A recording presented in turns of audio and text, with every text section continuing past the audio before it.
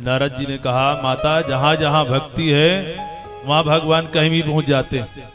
तेरे दास का घर हो, मीरा का घर हो, कबीर का घर हो, कहीं भी पहुंच जाते हैं। ऐसा दिव्य उपदेश दिया। इसके बाद फिर उनको जगाने का प्रयास करने लगे। उन्होंने चारों वेद सुनाया, धीरे धीरे चारों वेद सुना दिया, उपनिषद सुना दिया, लेकिन कोई भी अंतर जो है नहीं पड़ा। गीता का पाठ सुनाया, मुहुर्मुहु बार बार जब गीता का पाठ सुनाया तो ज्ञान वैराग्य में जो है थोड़ी सी चेतना आई और फिर उसी प्रकार से जो है, लेकिन उठ नहीं पाए, फिर से बेहोश होकर जो है गिर पड़ते हैं। बहुत परेशान हो गए। तब आकाशवाणी होती है कि व्योमवाणी तदैवा भूत मारिसे खिद्यतामिति उद्यमः सफलस्तेयं भविष्यति न संशयः। बोले सत्कर्म करिए, भविष्य में जो है अवश्य सफलता मिलेगी। वो सत्कर्म क्या है? बोले कौन बताएगा? तो बोले कोई संत पुरुष जो है आपको संत मिलेंगे तो बताएंगे। अब नारद जी जैसे संत और उनसे बड़ा संत कौन हो सकता है? उन्होंने कहा हम तब से ढूंढ रहे हैं। अब बड़े बड़े संतों के पास गए तो उनको देख करके ही सब आंख बंद कर लेते, कोई मौन व्रत धारण कर लेता। भाई बड़ा डॉक्टर हो और छोटे डॉक्टर से जाके पूछे, जैसे हमारे चंदन तिवारी जी हैं यहाँ पे, और झोला छाप डॉक्टर से जाके पूछेंगे तो झोला छाप डॉक्टर कहेगा भैया आप पूछ रहे हो हमसे, हम क्या बताएं आपसे, है कि नहीं? तो उसी प्रकार से नारद जी जो है उनके ब्रह्मांड में गति है, पूरे ब्रह्मांड में कहीं भी घूमते रहते हैं। हमारी आपकी गति तो यहीं भर है, पूरे देश में भी गति नहीं है, जाने के लिए सोचना पड़ता है। लेकिन नारद जी जैसे संत पूरे ब्रह्मांड में गति है। वो जाके किसी संत से पूछते तो वो भी हम क्या बताएं। इस प्रकार से बताए कि हम ढूंढते ढूंढते आ ही रहे थे कि आप चारों ऋषि कुमार, आप चारों भैयाओं से दर्शन हो गया, सनकादिक ऋषियों से। अब मैं आपसे पूछ रहा हूं, आप ही उपाय बताइए कि वो सत्कर्म क्या है। ऐसा जब उन्होंने पूछा तब उन्होंने तुरंत बता दिया कि वो सत्कर्म है श्रीमद् भागवत की कथा, जिसको सुखदेव जी जैसे संत ने जो है परमहंस ने गाया है। वो श्रीमद् भागवत की कथा है कि माम चिंता कुरु देवर्षि हर्षं चित्ते समावह उपायं सुख साधोत्र वर्तते पूर्व एवहि।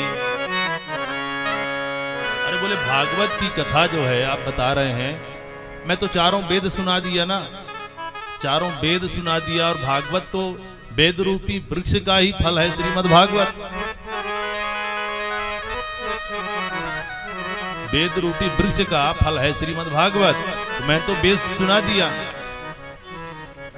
बोले नहीं, ये बताओ कि आम का फल होता है बड़ा मीठा होता है। अब कोई आम का फल का रस चखे, उसके बाद के भैया आम इतना मीठा है तो पेड़ में कितना स्वाद होगा, तो क्या होता है उसमें स्वाद मिलेगा? नहीं मिलेगा। भाई घी से पूड़ी निकालते हैं, मान लो पूड़ी सेकते सेकते जो है घी खत्म हो जाए। अब बोले चलो भैया जो अब बाकी पूड़ी ऐसे करते हैं दूध से सेक लेते हैं, क्योंकि घी तो दूध से निकलता है, तो क्या पूड़ी बनेगी? नहीं बनेगी। गन्ने के रस से शक्कर बनता है, और मिठाइयाँ बनाने के लिए क्या चाहिए? शक्कर चाहिए, है कि नहीं? शक्कर से मिठाई बनाए। लेकिन बोलेंगे नहीं गन्ने के रस से ही तो निकला है, तो गन्ने के रस से मिठाई बना लेते हैं। क्या गन्ने के रस से बनेगा? नहीं बनेगा। तो भागवत जो काम कर सकता है वो वेद नहीं कर सकते। ऐसे दिव्य उदाहरणों के द्वारा जब सुनाया समझाया तो उन्हें जो सारी बात समझ में आ गई, और बोले धन्य भैया, बड़ी भगवान की कृपा है कि आप जैसे संतों का आज दर्शन हुआ है कि भाग्योदयेन बहुजन्म समर्जितेन सतसंगमं च लभते पुरुषो यदा वै अज्ञान हेतु कृत मोह मदांधकार न संविधाय हि तदोदयते विवेका। आज मेरा भाग्य उदय हुआ है जो आप जैसे संत का दर्शन हुआ है कि बिनु सत्संग विवेक न होई, सुलभ न सोई। बिनु सत्संग विवेक न होई, बिनु सत्संग विवेक न होई। राम कृपा बिनु सुलभ न सोई, राम कृपा बिनु सुलभ न सोई। आवत ही सर अति कठिनाई, आवत यही सर अति कठिनाई। राम कृपा बिनु आई न जाई, राम कृपा बिनु आए न जाए। राम कृपा बिनु आई न जाई, राम कृपा बिनु आब न जाए। बोलो वृंदावन बिहारी लाल की जय, आनंद गंध भगवान की जय। बोलो बिनु सत्संग विवेक न होई। भगवान की बहुत बड़ी कृपा है कि आप जैसे संतों का आज जो दिव्य दर्शन हुआ है, अब मेरे को आप इस कथा को जो है रसपान कराइए। ऐसे जैसे कहा सुंदर हरिद्वार में आकर के बालू का ही मंच बना दिया, रेत का मंच बनाया, चारों भैया बैठ जाते हैं और जब सुनाना प्रारंभ करते हैं अनेक ऋषि मुनि वहां एकत्रित हो जाते हैं। भृगुर्वसिष्ठ्य वनस्य गौतमो मेधातिथिर्देव बलदेवरातौ रामस्तथा गादिसुतश्च शाकलो मृकण्डपुत्रा त्रिजपिप्पलादाः योगेश्वरो व्यास पराशरौ च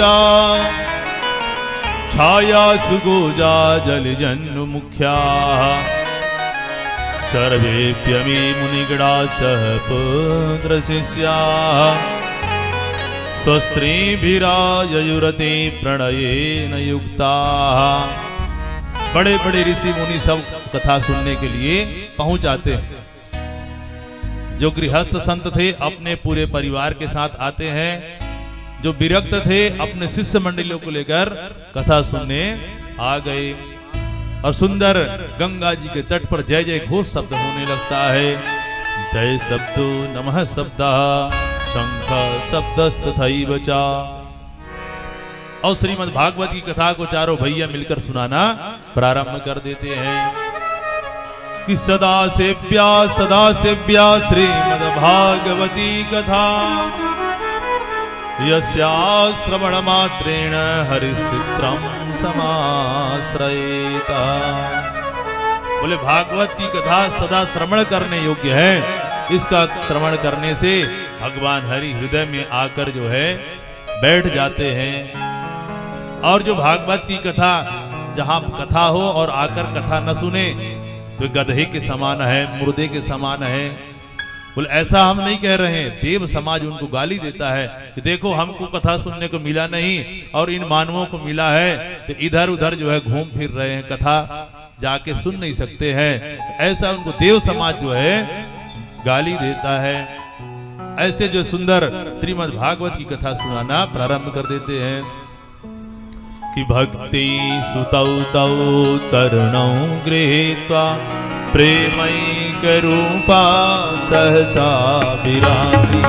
भक्ति सुतौ तौ तरुणौ गृहीत्वा प्रेमैक रूपा सहसा विरासी। श्री कृष्ण गोविंद हरे मुरारी हे नाथ नारायण वासुदेवा। श्री कृष्ण गोविंद हरे मुरारे नाथेति नामान बहुवदन्ति। श्री कृष्ण गोविंद हरे मुरारी हे नाथ